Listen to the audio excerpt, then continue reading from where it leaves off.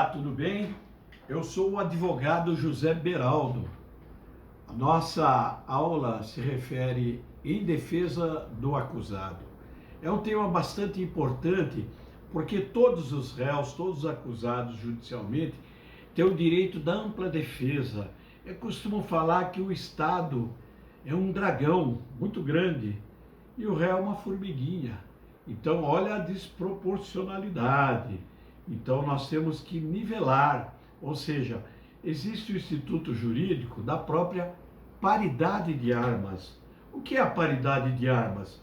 Tudo que o promotor requer, a defesa também tem o direito, ou seja, de produzir provas iguais, de arrolar tantos, mesmo número de testemunhas, né? Não poderá o juiz pender nem para um lado nem para o outro.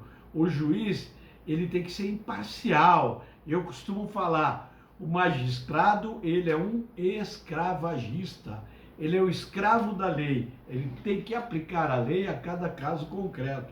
Numa prova, se existir um mínimo de dúvida, você recorre ao Código de Processo Penal, no artigo 386, que é o princípio da dúvida, a favor do réu. É o indúbio pro réu, de modo que o reconhecimento pessoal de um acusado é muito importante. Veja bem, há réus que são presos, um acusado é preso, e quando há instrução do processo, porque começa numa delegacia de polícia, através de um auto de prisão em flagrante delito, por exemplo, não é verdade? Onde a vítima vai e reconhece o réu, né? E caminha tudo, ou o inquérito policial encaminha tudo ao fórum para o promotor de justiça, que ele é o titular da ação penal, ele tem o custos legis, ele é o fiscal da lei, né? Fazendo o seu juízo de avaliação, oferece ou não a denúncia, vai para o magistrado e começa todo um procedimento. Aí que é importante, a vítima vai em juízo e pergunta, você reconheceu o réu? Reconheci. Por exemplo, reconheceu como? Por fotografia, lá na delegacia de polícia. Não serve. Essa prova, no meu entender como advogado criminalista que sou, é viciada. E esse ato não pode ser ratificado, me perdoe, em juízo. Na verdade, nem mesmo retificado. Ou seja, não há que se ratificar um reconhecimento nulo de pleno direito, onde a vítima foi induzida, o policial chega, mostra uma fotografia, fala, foi é este aqui que nós pegamos? Ah, sim, foi este.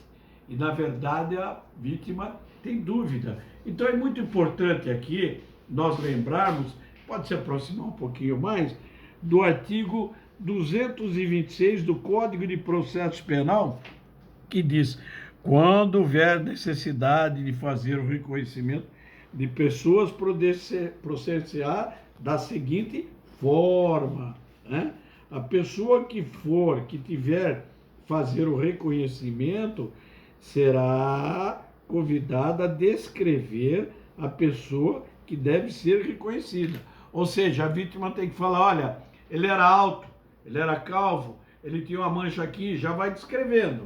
Mas, o inciso 2, a pessoa cujo reconhecimento se pretende será colocada, se possível, ao lado de outras que com ela tiverem qualquer semelhança, convidando-se quem tiver de fazer o reconhecimento a apontá-lo. Ou seja, olha, foi uma pessoa de cútis preta, ou foi uma pessoa de cútis branca, um loiro de cabelo palho, né? Então tem que colocar pessoas semelhantes, uma ao lado da outra, com o número, né? Ali o número 1, número 2 e número 3, de modo que a vítima fica num visor protegido, onde o acusado ou o reconhecedor não verá a vítima que está o reconhecendo.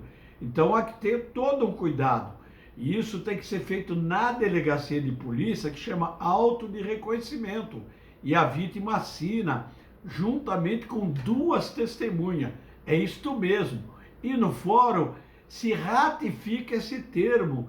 Não serve, repito, não serve só reconhecimento fotográfico. O Supremo já tem entendido nesse sentido, é temerário, não é verdade? Ainda mais a vítima que está naquele transtorno mental, naquele nervoso, por uma questão quando está sendo vítima de um crime.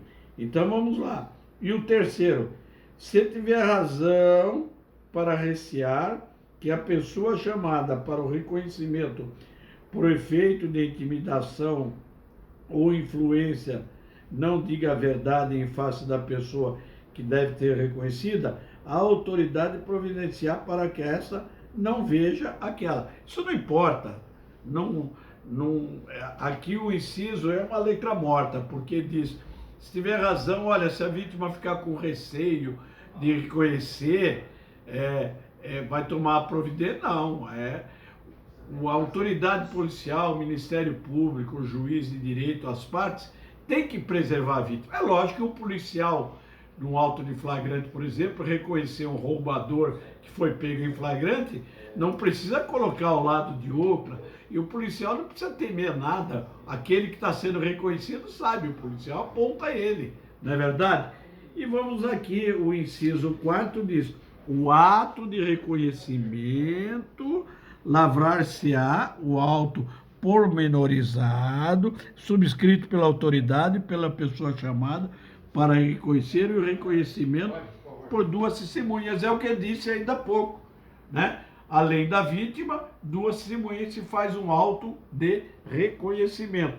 Isso aqui garante o quê? Um reconhecimento formal.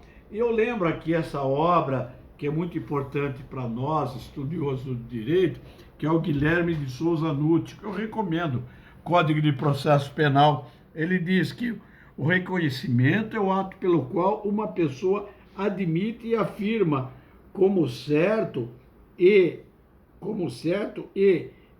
a identidade de outra ou a qualidade de uma coisa ou de uma outra pessoa, não é verdade? Então, olha, foi o fulano assim, alto, magro, cabelos grisalhos. Então, há que ter um reconhecimento. E esse reconhecimento tem que ocorrer à luz da lei, de acordo com este fato. E você, meu futuro colega acadêmico, quando elaborar um pedido na resposta escrita, depois de oferecida a denúncia, o magistrado intima para a forma legal, na resposta escrita, se não houve o respeito a esse artigo legal, você levantará nulidade processual. Por quê? Por um cerceamento de defesa, uma nulidade, não é verdade? Todo ato nulo que causa prejuízo, todo ato que causa prejuízo ao réu é nulo. Agora, existe um ditado francês que diz assim, pas de nullité sans griffe. Não há nulidade sem prejuízo. Se não houver prejuízo efetivamente ao réu, ou seja, colocou uma pessoa só e a vítima reconheceu, os policiais, sem sombra de dúvida, né? Está válido, mas desde que haja um documento firme. Não serve somente o reconhecimento por fotografia, né? Então é muito importante isso. Em defesa do réu, nós temos que garantir o direito da ampla defesa, o direito do contraditório, que eu costumo sempre lembrar aqui. Réu, ré sacra, o réu é coisa sagrada.